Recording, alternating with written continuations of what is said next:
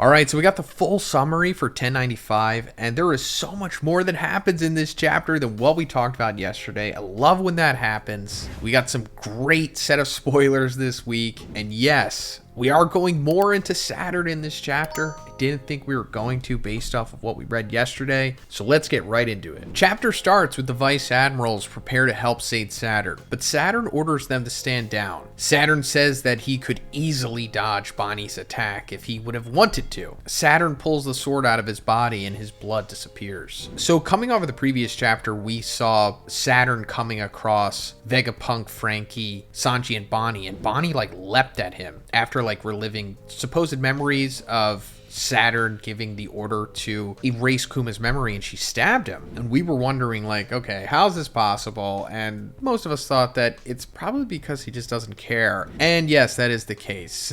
I mean, you'd think that like the sword should like snap on him or something, not even pierce his flesh, but I guess this is a good enough display of power. Maybe that's like reserved for Garling or Emu, you know, like the highest levels. I mean, Bonnie's not a weakling or anything. It's just that she's not, you know, freaking mythical Zou and Gorosei level. But the blood disappearing is also really interesting. He must have some kind of healing ability, I suppose. And it could go into what we're going to talk about next, because Saturn attacks Bonnie and Sanji by emitting aura from his eyes. Bonnie and Sanji are knocked in the head and some blood is coming out, but their heads don't explode. So this is like Saturn's display of power here. And we kind of saw this in the previous chapter when there was like that announcement being made as Saturn was transforming. It said alert to all units on location. Commodores and below are not allowed to have audience with them. And then as soon as Commodore and below Marine looked at Saturn like looked at him and then his head exploded. So I guess he's doing the similar thing here, but we see that if he does it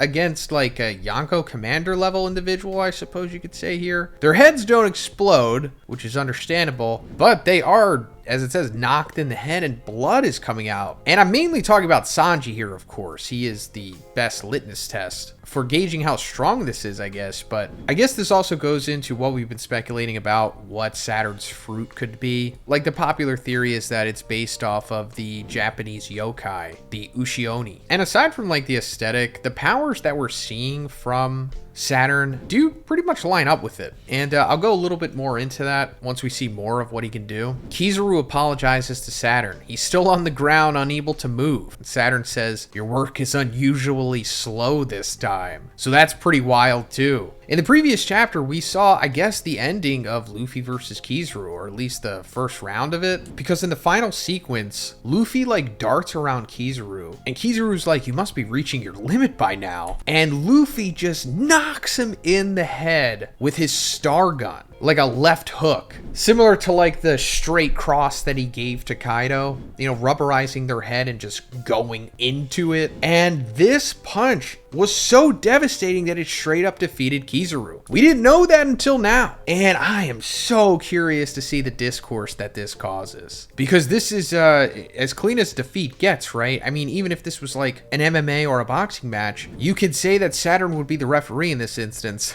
giving a 10 count, and Kizaru's like, "Nah, I can't make it to the bell," and he's waving the fight off. That star gun ended Kizaru. I mean, it didn't KO him, which I guess is Oda maintaining some of Kizaru's dignity here by still making him look a little strong. But he's done. That's fascinating. I didn't think he would go down that fast. But I guess I underestimated Luffy in Gear 5? Now, I'm not going to completely ride Luffy here, you know. I have to, of course, give credit where it's due. And Kizaru fought Luffy pretty competitively, too. It's not like Luffy's, like, standing over him, taunting him like Muhammad Ali. Luffy's done, too. It was like after he landed that left hook, almost like a left hook Superman punch, it looks like, he was done himself. And like he just gassed out and fell. And in this chapter, Saturn tries to stomp on him, but Frankie extends his arm and saves Luffy. But Luffy's still unconscious, and he doesn't say anything in this chapter. Vega Punk, Bonnie, Sanji, and Frankie are unable to move due to Saturn's mysterious power. So yeah, Luffy is done. He's gassed. And keep in mind, he did have to go into Gear 5 earlier in this arc to fight against Lucci. Although that wasn't like a difficult fight or anything, he still did have to use that form. So I'm fine with this outcome. It doesn't completely deflate Kizaru's hype. Like, I'm sure if he fought Zoro, it would be like extreme high diff for the both of them, I assume. But Gear 5 Luffy, I mean, at this point, he's pretty much reserved for only taking like guys like Blackbeard, Shanks, and Garling to like high diff territory. Anyone below that, I don't think is enough to elevate Luffy right now, the way that Kaido did. And then as for it saying here that the group is unable to move due to Saturn's mysterious power, this also goes back to the Ushioni, I think, because the lore of the Ushioni, it varies like over the prefectures in Japan, but in the Wakayama prefecture, its legend says that when a hiker or traveler makes eye contact with the Ushioni, the person cannot avert his or her gaze, and the person's soul or energy is drained, he or she dies. And this is called Kage Woku, or sometimes Kage wo Nomu, which translates to eating the shadow or drinking the soul. And that's pretty wild if that is exactly what Saturn is doing here. I don't think he's like draining their soul, because that conflicts with Big Mom's devil fruit. And I do think that Big Mom is going to come back. But even if she doesn't, this fruit doesn't need to have the ability to like absorb souls or something. It's just unnecessary. So just draining their energy, or I don't know, maybe even their hockey, life force, you know, something like that. That would be really interesting. Vega Punk then says that this is not a scientific power, then this must be a devil fruit ability. And it's like, Vega Punk, you're the smartest guy in the world and you just realized that. Saturn grabs Bonnie and squeezes her. Bonnie says, "You killed my father." We see a little flashback of Kuma telling young Bonnie about Nika. Kuma makes Nika's drum rhythm sound and they dance together. Kuma says, "Bonnie, I want to be a hero who liberates people like Nika." Okay, this is a little hard to swallow for me personally. And I think that this is going to keep happening from now on. Like, I fully expect us to see flashbacks with characters that have been around in the series, you know, essentially since the beginning. And they're going to be talking about Nika, and they're going to be talking about Imu for sure. It's like, oh, this whole time they knew about all that stuff? Why weren't they mentioning any of that? I mean, even just a little bit. And it's like, I'm patiently waiting for the chapter where there's like somebody that knows Nika had a straw hat, and then they're just putting it together. They're like, oh, you know what? You're right, Luffy. Your straw hat looks just like Nika's. I forgot to tell you about that. Same thing with Imu. I mean, it's already started. Like, go back to the mid-chapter 1080s. Back to the present, Saturn says Kuma is part of the Buccaneer Race, the people who once committed a crime in the past. Buccaneer Race seems to have blood of the giants, making them unusually strong. Okay, I think something major just got revealed here, aside from us just finding out what Kuma's special race is. So before we go further, let me just break down what Buccaneer is. I mean, we Americans know Buccaneer from like the Tampa Bay Buccaneers, the American football team, but like the Buccaneer, like the word itself, is apparently a pirate originally off of the Spanish American coasts. And I always thought that Buccaneer just meant like a pirate who wasn't a piece of crap, but I guess that's not the case, because under the definition on Google here, like in quotes, it says, "the marauding buccaneers who used to terrorize the Mediterranean coast." So yeah, I guess they weren't good guys. I don't know. But in One Piece, I'm pretty sure they were good guys, or at least most of them, because it seems like Joy Boy was probably a buccaneer. I mean, I guess popular theory right now is that Joy Boy's a giant, and that totally makes sense, you know, given the gigantic straw hat that Imu has, and the subtle hints at Joy Boy being affiliated with Elbaf and just a giant in general. Maybe it just wasn't that simple. Maybe it was Joy Boy was a giant hybrid, like a human giant hybrid, which makes sense because I always thought that Oda doesn't seem like the type who would make Joy Boy or someone as significant as him, like, not at least part human. You know, there has to be like a innate relatability there. I don't know, I kind of just get that vibe from Oda. So if Joy Boy is a buccaneer, I think that would totally make sense. But him also being a giant just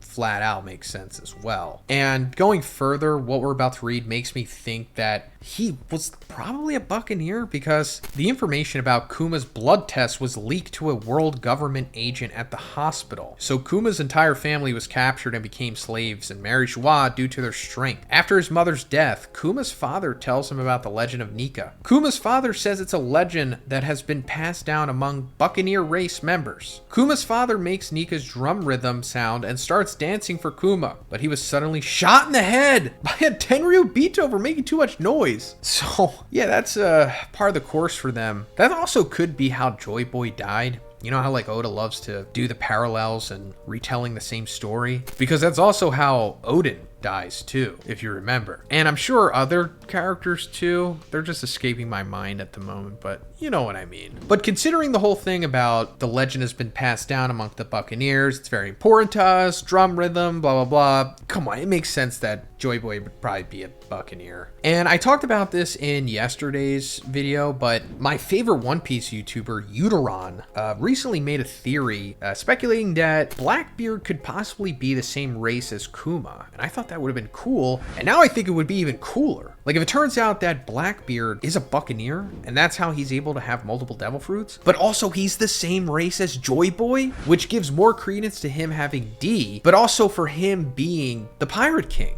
I think that would be an awesome twist. It's like Luffy is the new Joy Boy, of course, but he's not a Buccaneer. I mean, as far as we know. I think that would be lame if it was revealed that he was. He should just be a human. But it would be awesome if his ultimate rival was a Buccaneer, the same as Joy Boy. Cut to 38 years ago, the Tenryubito MC explains that once every 3 years, the Tenryubito comes down from Marijois and conducts a human hunting game on a non-government island. Tenryubito releases problematic slaves on the island and wipes them out along with native people on the island. After that, the world government claims the island as their own. The island that the Tenryubito chose for that year was God Valley in the West Blue, the land with many valuable resources that dare to use the word God in its name. The king of God Valley tried to stop them but was killed by Saint Figurlin Garland. So that's the mystery of God Valley, or that's one of the mysteries. I mean, we don't know what led to the most epic war that we've ever heard about, you know, Garp and Roger versus Rocks, which is coming soon, hopefully. But just God Valley in general, it was just a normal place. The title of God Valley not given by the world government or Emu, right? That's the implication here, which means this is probably tied to Nika, Joy Boy. And there's like this hunting game where they choose an island, release problematic slaves there, and then hunt them, I guess, and wipe them out, and then take over the island. This reminds me of the movie Surviving the Game with Ice-T. If you haven't seen it, you should check it out. It's pretty great. But I guess it's a trope that just rich people are most likely going to be sociopaths, and then they would like love to conduct a human hunting session or something. This year, the game hasn't started yet, but Garling is the one that the Tenryubito expects to be the champion. Young Garling was very handsome, half moon hair and no beard. Many Tenryubito are swooning over him. So yeah, we're getting back into the Garling stuff here, and it is as we speculated, he doesn't have a beard and he does just have like the half moon haircut, but the spoilers yesterday told us that he looked like Shanks, and yeah, he's probably Shanks' dad. Talked about it many times. I think we're going to have that come full circle very soon. And it also, you know, makes sense because why is Shanks so freaking powerful? Why was he found at God Valley? Blah, blah, blah. You know, you get all that stuff. Saturn